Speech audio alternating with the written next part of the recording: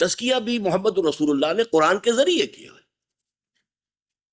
اب اس میں ساری نفی ہو جائے گی کہ ہمارے ہاں یہ صوفیوں کے جتنے سلسلے ہیں بہت سی چیزیں باہر سے لی گئی ہیں، کوئی نو افلاطونی فلسفے آ گئے، کوئی ہندوؤں کی تپسیاؤں کے کس طرح وہ بیٹھتے ہیں، بیٹھ کر وہ خاص آسن بنا کر دھیان کرتے ہیں، ہمارے ہاں بھی وہ خاص اس کے لیے اس طرح بیٹھو اور اس طرح گردن جھکاؤ اور یوں ہی کرو اور اس طرح کی ضرب لگاؤ۔ نہ حدیث سے کوئی تعلق، نہ قرآن سے کوئی تعلق، نہ سیرت سے کوئی تعلق، نہ صحابہ سے کوئی تعلق۔ یہ ساری چیزیں کہاں سے آئی؟ اور جب دیکھو گے تو ایک روشنی ایسی نظر آئے گی، ایک پیلی آئے گی، ایک نیلی آئے گی، نفس کا رنگ ایسا ہے، فلاں کا، کہاں سے لیا ہے؟ نہ قرآن سے نہ سنت سے، یہ تو آیا ہے تو آپ کے ہندو فلسفوں سے آیا۔ کیوں آیا ہے یہ بعد میں اسی مضمون کے نتیجے میں آپ کے سامنے آ جائے گا، لیکن اصل بات یہاں پازیٹیولی آ رہی ہے کہ قرآن ہی تزکیہ نفس کا ذریعہ تھا۔ اس لیے قرآن خود کہتا ہے موعظۃ من ربکم، تمہارے رب کی طرف سے نصیحت یہی ہے، وشفاء لما فی الصدور، سینوں میں جو روگ ہوتے ہیں، حب عاجلہ کا روگ، دولت کی محبت، یہ ساری ان محبتوں کا علاج وہ قرآن مجید ہے۔ شفاء لما فی الصدور، سینوں میں جو کچھ ہے اس کی شفا۔ اب وہ انجائنا کی شفا تو نہیں ہے، لیکن یہ کہ وہ دوسرے امراض ہیں، یہ امراض ہیں اصل میں کہ جو انسان کو غلط راستے پر ڈالتے ہیں، حب دنیا، حب مال، حب شہرت، حب جاہ، اقتدار حاصل ہو جائے، میری شہرت ہو جائے، میں مشہور ہو جاؤں، میرے سامنے لوگ جھکیں، کھڑے ہوں، میری عزت ہو، احترام ہو، میرے پاس دولت ہو، میرے پاس جائیداد ہو۔ یہ چیزیں ہیں کہ جو انسان کو بگاڑتی، غلط راستے پر لے جانے والے۔ ان سب کا علاج قرآن ہے، شفاء لما فی الصدور۔ چنانچہ اسی کے ذریعے لوگوں کا تزکیہ نفس بھی ہوا اور تصفیہ قلب و تجلیہ روح بھی۔ اب یہ تین الفاظ آ گئے ثقیل۔ قرآن مجید عام طور پر ایک ہی لفظ استعمال کرتا ہے، تزکیہ نفس، قد افلح من زکاہا وقد خاب من دساہا۔ اس میں اضافی الفاظ کیا ہیں؟ تصفیہ قلب، دل کو صاف کرنا۔ اگرچہ تصورات موجود ہیں، جیسے کہ وہ حدیث وہ شاید ہم پڑھ چکے ہیں، آپ نے پڑھی ہوگی لازماً، ان هذه القلوب لتصدع، قرآن مجید کے حقوق میں آ چکی ہے یہ حدیث، ان دلوں کے اوپر زنگ آ جاتا ہے، کما یصدع الحدید اذا اصابہ الماء، جیسے کہ لوہے پر زنگ لگ جاتا ہے جب اس پر پانی پڑے۔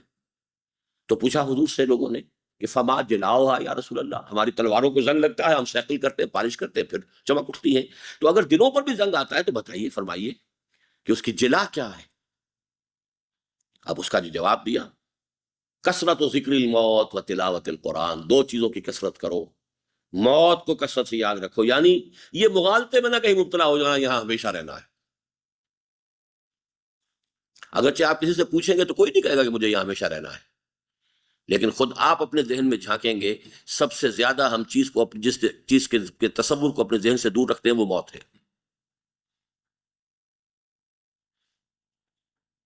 اسے ہم سمجھتے اور مرتے ہیں، چاہے کسی کو کندھے پہ اٹھا کے لے گئے، ابھی دفن کر کے آئے ہیں، اس وقت بھی تھوڑی دیر کے لیے تو آدمی کے کچھ احساس میں اور اس کے اعصاب میں کوئی ارتعاش سا ہوتا ہے، کچھ جھنجھناہٹ سی پیدا ہوتی ہے کہ بھائی منزل تو یہی ہے، یہیں آنا۔ واپس آئے اور پھر وہ بال بچے اور دنیا کے دھندے اور دکان اور ڈاکٹر صاحب بیٹھے ہوئے تو مطلب، اور آپریشن تھیٹر اور یہ اور وہ سب چیزیں وہی کی وہی ہے، اسی میں آدمی ایسا گم ہوتا ہے۔ جو علامہ اقبال نے کہا ہے کہ کافر کی یہ پہچان کہ آفاق میں گم ہے، اور مومن کی یہ پہچان کہ گم اس میں ہے آفاق۔ وہ رہتا ہے دنیا میں لیکن اس سے بلند رہتا ہے، دنیا اس کے گویا کہ اس کے اندر گم ہو کر رہ جاتی ہے، وہ دنیا اس کو اپنے اندر گم نہیں کر سکتی۔ کافر کی یہ پہچان کہ آفاق میں گم ہے، اور مومن کی یہ پہچان کہ گم اس میں ہے آفاق۔ تو تصفیہ قلب، قلب کو صاف کرنا، قلب پر جو زنگ آ گیا ہے، قلب کے اوپر غبار آ گیا ہے۔ اسی لیے ہمارے اردو میں بھی، فارسی میں بھی آئینہ قلب، دل کو ایک آئینے سے تشبیہ دی گئی ہے، اور ابھی آپ پڑھ چکے ہیں سورہ نور میں، مثل نور ہی کا مشکات فیہا مصباح، المصباح فی زجاجہ، ایک شیشہ ہے، اس شیشے کے اندر وہ جو دیا ہے وہ شیشے میں رکھا ہوا ہے، وہ آئینہ قلب ہے، اس کے اندر وہ روح ہے، اس روح میں وہ معرفت خداوندی اور محبت خداوندی موجود ہے، لیکن اس شیشے کے اوپر سموک آ گیا ہے، دھوئیں نے اس کو اتنا سیاہ کر دیا ہے کہ اب اس روح کی روشنی جو ہے وہ اندر ہی اندر ہے، باہر نکل ہی نہیں سکتی۔ اس کو اب صاف کر دیجئے، چمنی کو صاف کر دیجئے، اب اس کی روشنی جو ہے روح کی پورے وجود کو منور کر دے گی. یہی عمل ہے تصفیہ قلب. اور تیسرا لفظ میں یہاں اور لایا ہوں تجلیہ روح. تجلیہ جلی، یعنی اگر چراغ کی روشنی مدھم ہے، بتی ذرا نیچے کو ہو گئی ہے، تو آپ اسے بھی تو اٹھاتے ہیں نا ذرا اوپر کہ وہ لو بھی پوری ہو جائے. تو روح کے اندر بھی تجلیہ، تجلی، اس کی روشنی بڑھے. تین الفاظ اب یہاں آ گئے. تزکیہ نفس، یہ اصل میں ہمارے ہاں تصوف میں تو کہلاتی ہیں لطائف ستہ.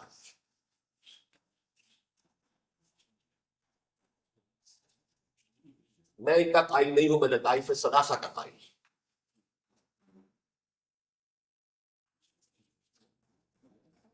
تین کیا ہے؟ نفس، قلب، روح. اور عجیب بات یہ ہے، اور یہ انشاءاللہ ایک اور مضمون جب ہم پڑھیں گے تو زیادہ تفصیلی بحث ہوگی. میں فرائڈ کا بہت قائل ہوں of his acuity of vision, observation, acuity of observation. اس نے بھی نفس انسانی کے تین لیول آئیڈینٹیفائی کیے. سب سے نیچے والے کو وہ کیا کہتا ہے؟ اڈ اور لیبیڈو. اس کے اوپر ایگو، پھر اس کے اوپر سپر ایگو. یعنی یہ مشاہدہ کر لینا بہت بڑی بات ہے کہ انسان کی مانوی شخصیت کے تین لیولز ہیں. اگرچہ اڈ اور لیبیڈو کو تو ہر انسان سمجھ سکتا ہے، یہ حیوانیت ہے، اس کے سارے حیوانیت کا جو خلاصہ ہے وہ یہ نفس ہے. پھر ایگو، پھر سپر ایگو. تو صرف تین کی تقسیم کے اعتبار سے میں اس کا بہت قائل ہوں. باقی نہ وہ ایگو کو صحیح سمجھتا ہے، نہ سپر ایگو کو سمجھ سکا ہے. سپر ایگو جس شے کا نام اس نے قرار دیا وہ بالکل اس کا دھوکہ اور فریب ہے. اب اس کی تفصیل میں نہیں جاؤں گا. وہ روح انسانی ہے. یہ جو قلب ہے اس کے اوپر دونوں دباؤ پڑتے ہیں. اسی لیے قلب کا نام قلب اس لیے ہے کہ قلب بدلنے کے، قلب ماہیت کسی شے کی اصل حقیقت کا ایسنشل چینج اگر ہو تو قلب ماہیت.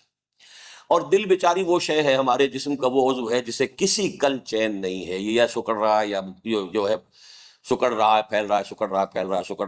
باقی ہر ٹشو جو ہے وہ ہمارا آرگن، ٹشو تو خیر اس کا بھی ہے کہ جو ریسٹ کرتا ہے، لیکن یہ کہ آرگن، ہر آرگن کے لیے ریسٹ ہے ایکسپٹ ہارٹ.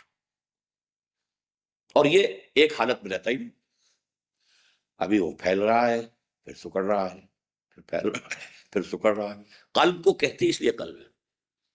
قلب کے معنی تبدیلی، اسی سے لفظ انقلاب بنا. اب یہ ساری جو ہے ابھی آپ یہاں سے باب انفعال کیا ہو گیا؟ انقلاب، تبدیل ہو جانا.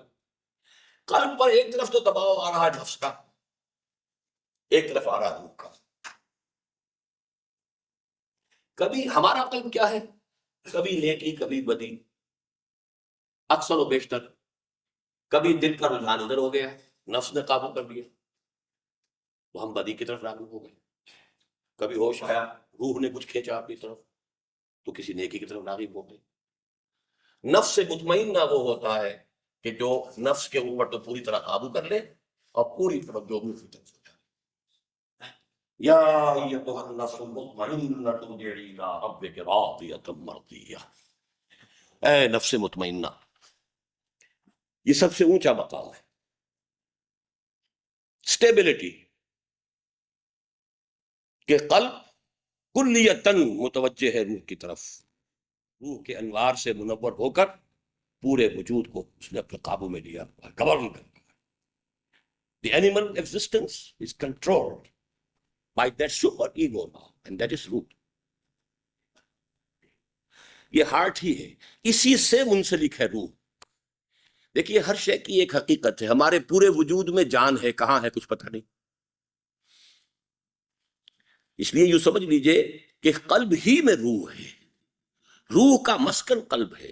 یہاں تو میں نے اسے علیحدہ لکھا تھا. اب یوں سمجھیے کہ اس کو اگر ہم زیادہ صحیح اس کو کریں گے تو یہ ہے، یہ روح ہے، یہ قلب ہے، اور یہ پھر پورا ہوتا ہے باقی وجود. یہ بھی دو، اس کو وہ ایگو کہہ رہا ہے، اس کو سپر ایگو کہہ رہا ہے۔ اگر اس ان اور لبیڈو کا قلب اس کے اوپر ہو گیا ہے تو پورے قلب کے اوپر سیاہی آ گئی،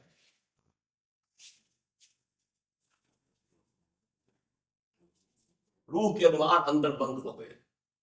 اسی لیے میں کہا کرتا ہوں کہ پھر انسان چلتا پھرتا مقبرہ یا تعزیہ بن جاتا ہے، اس کے قلب میں روح مر چکی، دفن ہو چکی، اس کی کوئی روشنی باہر نہیں آ رہی۔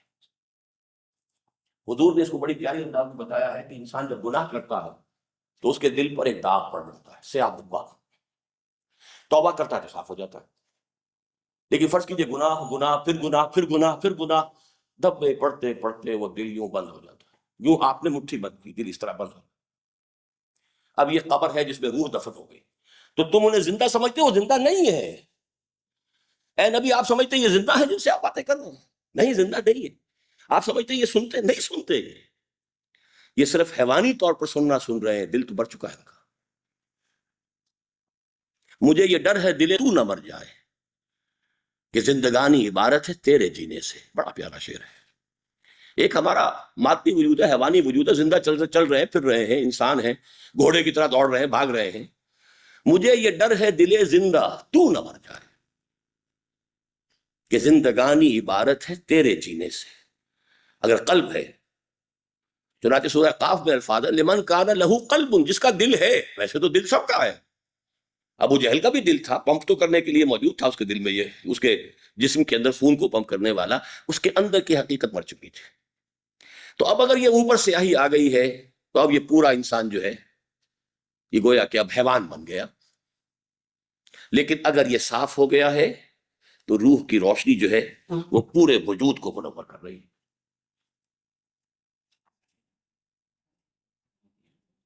یہ جب روح انسانی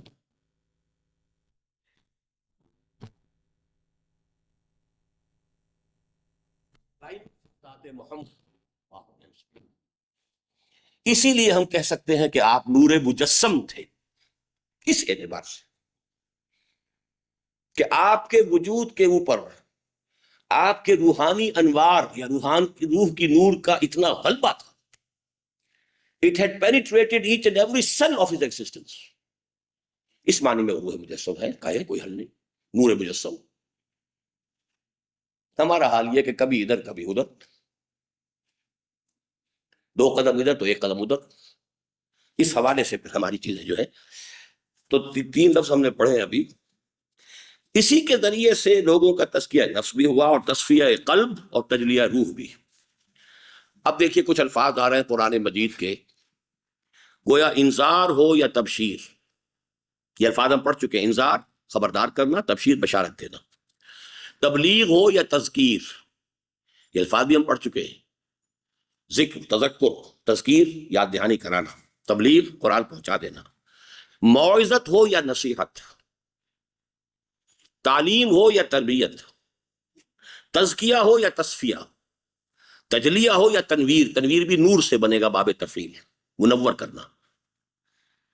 الغرض، اب ان سب کو جمع کیا، تطہیر ہو یا تعمیر، وجود انسانی کو پاک کرنا نفسانی خواہشات، نفسانی داعیات سے، اور منور کر دینا روح اور ایمان کے انوار سے۔ محمد رسول اللہ صلی اللہ علیہ وسلم کا پورا عمل دعوت و اصلاح قرآن مجید ہی کے گرد گھومتا ہے۔ تذکیر کرائیے قرآن کے ذریعے سے، فذکر بالقرآن من یخاف وعید، اے نبی یاد دہانی کرائیے قرآن کے ذریعے سے۔ فإنما یسرناہ بلسانک، اے محمد ہم نے اس قرآن کو آپ کی زبان پر آسان کر دیا ہے، لتبشر بہ المتقین وتنذر بہ قوما لدا، کہ اس کے ذریعے سے آپ جو پرہیزگار ہیں انہیں بشارت دیں، اور جو جھگڑالو ہیں ان کو خبردار کر دیں۔ قرآن سے انذار، قرآن سے تبشیر، یہ ہم پڑھ چکے ہیں قرآن مجید کے حقوق میں۔ اوحی الی ھذا القرآن لانذرکم بہ ومن بلغ، یہ قرآن مجھے میری طرف اسی لیے بھیجا گیا ہے کہ اس کے ذریعے سے تمہیں خبردار کر دوں۔ تو انذار ہو، تبشیر ہو، تذکیر ہو، تزکیہ ہو، تجلیہ ہو، ان سب کا ذریعہ